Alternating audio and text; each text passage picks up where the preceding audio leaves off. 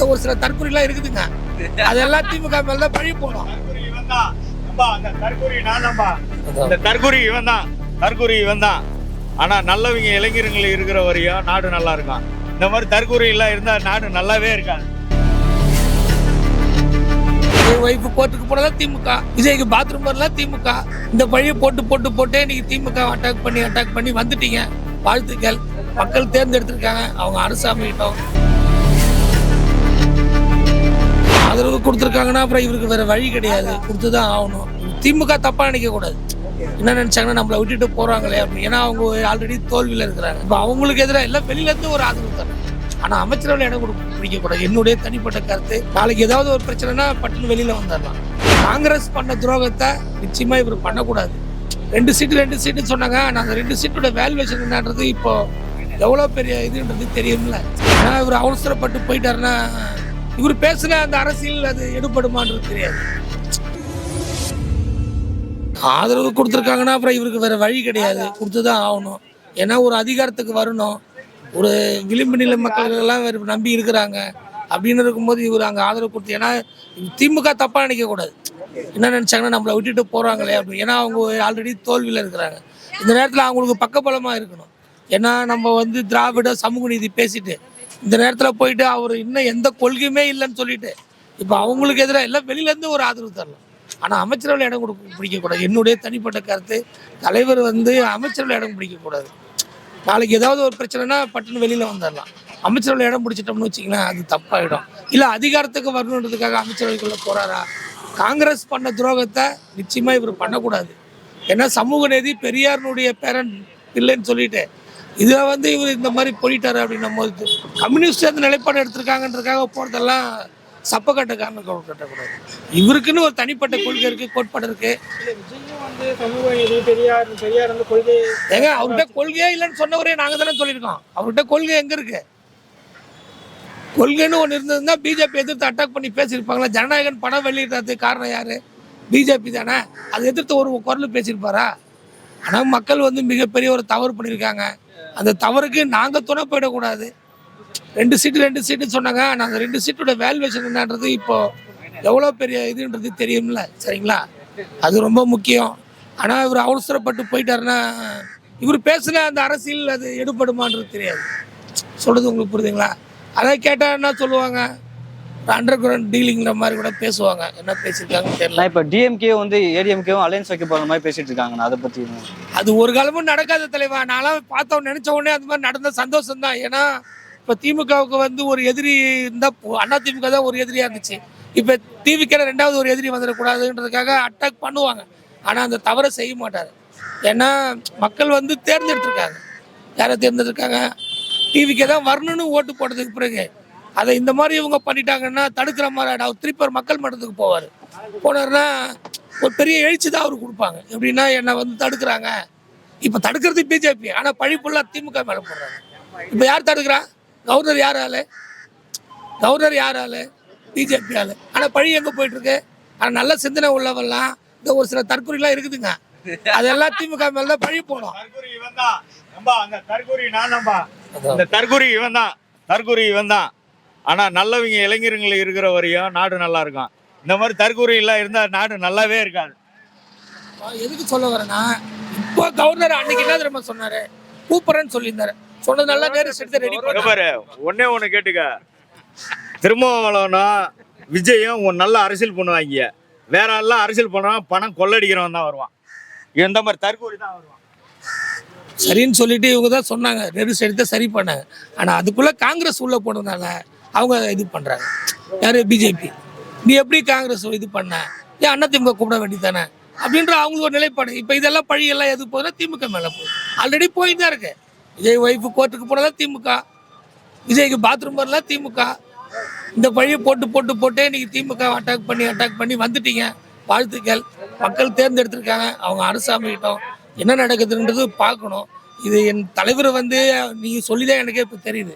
ஏன்னா இன்றைக்கி காலையில் என்ன சொன்னாருன்னா, நாங்கள் உயர்மட்ட குழியெல்லாம் ஆலோசனை பண்ணி நாங்கள் பண்ணிட்டு தான் பண்ணுறோம், எடுத்த உடனே அவசரப்பட்டு கொடுக்க மாட்டோம், நாளைக்கு கூட கொடுக்குறது சொல்கிறேன்னு தான் சொல்லியிருக்காரு. இன்னும் அவர் இது சிபிஐ போயிட்டாங்க அப்படின்றது தெரியல. சிபிஎம் போயிட்டாங்கன்றது தெரியலையே. நீங்க சொல்லிதான் எனக்கு தெரியுது. சரிங்களா? அறிவிச்சாங்க. அதே மாதிரி திருமாவளவன் வந்து வேளச்சேரியில இருந்து அவருடைய எஸ்கார்ட் கார் இருக்குல்ல, அவருக்கு தனியா இருக்கும்ல, அந்த கார் எல்லாத்தையும் தனியா வேற பக்கம் போக சொல்லிட்டு இவர் அவரோட சொந்த கார்ல இருந்து இறங்கி வேற ஒரு கார்ல மாறி வேற எங்கேயோ போயிருக்காரு. அதே மாதிரி விஜய் வீட்டுக்கு போகும்போது ஒரு இனோவா கார் போயிருக்கு, ஒயிட் கலர் இனோவா. அதுல வந்து முன்னாடி கேமரா எடுக்கும் போது ஃபேஸை மறைச்சிட்டு போயிருக்காங்க. அது யாருன்னு தெரியல. ஆனா நிறைய பேர் திருமாவளவன் தான் வந்தாரு அப்படின்ற மாதிரி பேச்சு போயின்னு இருக்கு. அதை எப்படி பாதி ஏன் அது மறைக்க வேண்டிய அவசியம் தான் இருக்கு? ஓப்பனா போலாமே. ஆனா இவர் வந்து எஸ்கார்ட் கார்டு எதுவுமே எடுத்துன்னு போல. எஸ்கார்ட் எல்லாமே தனித்தனியா நீங்க வேற பக்கம் போங்க, நான் வேற பக்கம் போறேன்னு சொல்லிட்டு அந்த மாதிரி போக வேண்டிய அவசியம் இருக்குன்ற. நான் என்ன சொல்றேன், ஆதரவு கொடுக்கறது முடிவு பண்றது பிறகு நீ டைரக்டா கொடுத்துட வேண்டியது. அதுல என்னத்துக்கு மறைமுகமா இது பண்ண வேண்டிய அவசியம் இருக்கு? அது மிகப்பெரிய தவறு என்னை பொறுத்த வரைக்கும். மறைச்சு போக வேண்டிய நாளைக்கு எப்படி இருந்தாலும் வெளில வரதானே போகுது. புரியுதுங்க நான் சொல்றது? இன்னைக்கு நீ வந்து மறைமுகமா போய் பேசி வந்துடும், நாளைக்கு அது வெளியில வரதானே போகுது. எதுக்கு அந்த மறைமுகமா பண்ண வேண்டிய அவசியம் இல்லை. டைரக்டா பேசுங்க, டைரக்டா பண்ணுங்க. ஒரே வார்த்தை சொல்லிட்டு போங்க, என்னுடைய மக்களுக்கு ஒரு அதிகாரம் வேணும், நான் உள்ள போறேன்னு சொல்லிட்டு போங்க. அதுக்கு வந்து ஆனா திமுக வந்து கொஞ்சமா நினைச்சு பார்க்கணும். யாரும் அதனால நான் அன்னைக்கு கூட ரஜினிகாந்த் என்ன சொல்றாரு, ஜெயிக்கும் போது போய் ஒரு மனுஷனை பார்க்கறது முக்கியம் கிடையாது, தோல்வியில் இருக்கும்போது தோண்டு இருக்கும்போது மனுஷனை போய் பார்க்கறது தான் மனிதாபிமானம், மனிதத்தன்மை. சரிங்களா? விஜய் வந்து பாத்தீங்கன்னா ஆட்சியிலும் பங்கு அதிகாரத்திலும் பங்குன்னு சொல்லிட்டு ஒரு இது சொல்லி எல்லாத்தையும் ஸ்டார்டிங் விக்ரவாண்டியில சொன்னாரு. டே 1ல இருந்து அவர் அதான் சொல்லிருக்காரு. ஆனா பட் யாருமே கூட்டணிக்கு வரவே இல்லை. இப்போ தனி மெஜாரிட்டியா 108 இடம் வந்தாரு. இப்பவும் அவர் அதே ஒரு நிலைப்பாட்டு தான் இருக்காரு. கூட்டணிக்கு வந்தா அதிகாரத்திலும் பங்கு தரேன்னு சொல்லி அதே நிலைப்பாட்டு தான் அவர் இருக்காரு. அதை எப்படி பாக்குறீங்க? இப்ப திருமாவளவன் உள்ள போனா அது அந்த ஆட்சியிலும் பங்கு அதிகாரத்திலும் பங்குன்னு சொல்லிட்டு இருக்கு. அது போறாங்க அப்படின்னா அதை எப்படி பாப்பீங்க? அதை அவர் ஏத்துப்பாரா? அதாவது அதுதான் நான் ஃபர்ஸ்ட்லேயே உங்கள்கிட்ட சொன்னேன், வெளியில இருந்து ஆதரவு டெப்டி சிஎம் எல்லாம் கொடுப்பாங்களான்றது சொல்ல முடியாது. ஆனா அந்த மாதிரி ஒரு சூழ்நிலை வந்ததுன்னா டெப்டி சிஎம் மாதிரி ஒரு போஸ்டிங் வரும்போது இவரு திமுக என்ற ஒரு எதிர்ப்பு கொண்டு போகிறான்றது தெரியல.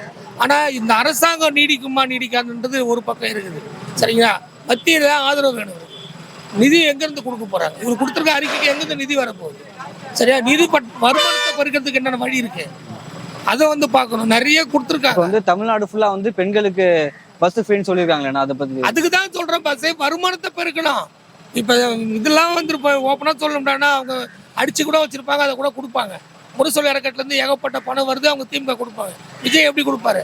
அது ஒரிஜினல் கொடுப்பாரா? பாக்கெட்லேருந்து எடுத்து கொடுப்பாரா? எப்படி எடுத்து கொடுப்பீங்க? வருமானம் ஸ்டேட் கவர்மெண்ட்டுக்கு வருமானத்தை பண்ண அப்படி இல்லைன்னா மத்திய அரசு தானே கேட்டாகணும். அப்போ நீ எப்படி போவ? திருமாவளவன் மாதிரியாலும் அவங்களுடைய எதிர்ப்பு குரல் யார் யார்? இந்தியாவில் 3 பேர் இப்போ வச்சுருந்தாங்க. ஒன்று மேற்கு வங்கத்தில் மம்தா பானர்ஜி, கேரளாவில் பினராயி விஜயன், தமிழ்நாட்டில் ஸ்டாலின். அட்டாக் பண்ணிட்டாங்களா? இப்போ ஸ்டார்ட் பண்ணிட்டாங்க. அவங்க அம்பேத்கர் சிலையெல்லாம் உடைக்க ஆரம்பிச்சிட்டாங்க. சரிங்களா? அப்படின்னு இருக்கும்போது இப்போ இவர் வந்து எந்த மாதிரி அணுகுமுறையில் மத்திய அரசு நிதி வாங்குவேன்? இப்போ திமுக போராட்ட குணமாக வாங்கிச்சு, எது வந்தாலும் கோர்ட்டுக்கு போயிட்டு வாங்கினாங்க. சரியா? இவர் எந்த அணுகுமுறையில் வாங்குவார்? காங்கிரஸை சேர்த்துருக்க முதன்மை இப்போ எதிர்க்கிறது விடுதலை சிறுத்தை எதிர்க்கிறது யாரா? பிஜேபி. இவங்களெல்லாம் சேர்த்துக்கிட்டு நீ எந்த அணுகுமுறையில் பிஜேபி பணம் நிதி வாங்குவேன்? இது வரைக்கும் பேசுறாங்க. என்னைக்கு எந்த வீட்டில் பேசினாரு? எனக்கு கொள்கை எதிரின்னு சொன்ன கொள்கையே இல்லை. கொள்கை எதிரி நீயே சொல்லிட்டு இருக்க. எந்த இடத்துல கொள்கை? அப்போ கொள்கை எதிரி உள்ள நீனு ஜனநாயக படம் ரிலீஸ் ஆகிறதுக்கு யாரு காரணம்? மத்திய அரசாங்கம் தானே காரணம். அவங்க எதிர்த்து ஒரு வார்த்தை பேசிருப்பியா? சொல்லுங்க, நீங்களே தான் பதில் சொல்லுங்களா? உங்களுக்கு தான் நான் கேட்குறேன். இப்போ நீங்கள் என்ன கேட்ட கேள்விக்கு நான் உங்களை பதில் கேட்குறேன். கொள்கை எதிரின்னு இவர் சொல்லியிருக்காரு. கொள்கை இல்லைன்னு சொன்னவங்க தான் இவங்க. யாரு? எங்கள் தலைவர் தான் சொன்னார். சிபிஐ சொல்லியிருக்கு, எல்லாமே சொல்லியிருக்காங்க. இப்போ எப்படி கொள்கை எதிரின்றாங்க? எங்கே இருக்கு கொள்கை? இருந்த திடீர்னு வந்துச்சா கொள்கை? பிஜேபிகிட்ட எதிர்த்து இவங்க எப்படி இது பண்ணுவாங்க? நிதி எப்படி வாங்க போறீங்க? காங்கிரஸை சேர்த்துட்டா, விடுதலை சிறுத்தை சேர்த்துட்டா அவன் எப்படி நிதி கொடுப்பான்? இப்போ இந்த காலதாமதமே யார் பண்றா? இந்த காலதாமதம் யாரு பண்றது? பிஜேபி தானே. அந்த பழி தூக்கி திமுக மேல போறதுக்கா? அவங்கெல்லாம் ஒரு அப்பா, அவங்களாம் அன்னைக்கே நேற்று கூட தலைவர் சொல்லிட்டாரு, தாவேக மக்களால் தேர்ந்தெடுக்கப்பட்ட ஒரு இயக்கமாக இருந்தால் அவங்களே நடத்திட்டு எங்களுக்கு ஒன்றும் பிரச்சனை இல்லை. நாங்கள் எந்த ஜனநாயக ரீதியாக போராடக்கூடிய, நாங்கள் வந்து ஜெயிக்கிறதை விட தோத்ததான் அதிகம். அப்பேற்பட்ட எம்ஜிஆர் வந்து 13 வருஷமா ஆடும்போது கலைஞர் தன்னுடைய எழுத்தாற்றலையும் பேச்சாற்றலையும் அந்த இயக்கத்தை தொண்டர்களையும் கட்டி கத்தவர். புரியுதுங்களா? இதுனா ஒரு 5 வருஷம் தானே. 5 வருஷம் நீடிக்கிறதுலாம் ரொம்ப பெரிய விஷயம். சரிங்களா? மிகப்பெரிய ஒரு விஷயம் 5 வருஷம். அதெல்லாம் பண்ணோம்னா திருமாவளவன் மாதிரி ஆளுங்க எல்லாத்தையும் சகிப்புத்தன்மைக்குள்ளே போகணும். சரிங்களா? இவங்க அந்த அளவுக்கு போவாங்களான்னு தெரியாது. இன்னும் ஆட்சி ஆரம்பிக்கல, அதுக்குள்ளே ஆரம்பிச்சிருக்காங்க. இதெல்லாம் திருமாவளவன் பண்ணு உள்ளேருந்து ஏற்றுப்பாரா? அவர் சமூக நீதி பேசுகிறக்கூடியவர். அப்படி எப்படி இருக்கும்போது அவர் அங்கே கேள்வி கேட்பாரு. அந்த கேள்விக்கு பதில் சொல்ல முன்னா வெளில வருவார். எப்படி நிற்கும் ஆட்சி? நிற்கும் இப்போ உண்மையாலுமே இப்போ இந்த திமுக நினைச்சா செய்யலாம். ஆனால் அந்த குறுக்கு வழியில் கையாள மாட்டாங்க. சரிங்களா? எப்பவுமே திமுக அந்த மாதிரிலாம் போகாது. நீங்கள் நினைக்கிறதுலாம் தவறு. அவங்க பண்ணட்டும். குறைஞ்சது 6 மாதம் வரைக்கும் வெயிட் பண்ணணும். ஒரு அரசாங்கத்தை நடத்த விட்டுட்டு 6 மாதம் வரைக்கும் வெயிட் பண்ணிட்டு அப்புறம் தான் விமர்சனமே பண்ணணும். முதல்ல அவங்க அமைக்கிட்டோம். முதல்ல திருமாவளவன் கொடுத்துருக்காரா? ஆனால் அதுக்கு கண்டிப்பாக ரீசன் இருக்கும். தலைவர் இப்போ திமுக கூட்டணி விட்டுட்டு அங்கே போறாரு அப்படின்னா பிஜேபி பாமக உள்ளே பூந்துடக்கூடாது, எங்கே போயிடக்கூடாது, அதிகாரத்தில் பங்கு வந்துடக்கூடாதுன்ற ஒரு எண்ணம் அவருக்குள்ளே இருக்கும். இந்த வார்த்தை அவர் சொல்லுவார் பாரு நாளைக்கு.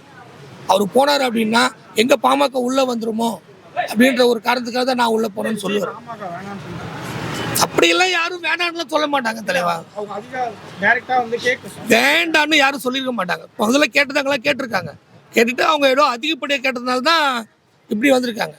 புரிதுங்களா? எந்த ஒரு இயக்கத்தினுடைய ஆதரவும் வேணும்னு அவர் சொல்லவே இல்லையே. எல்லாருக்குமே ஒன்னா லெட்டர் அனுப்பியிருக்காங்க.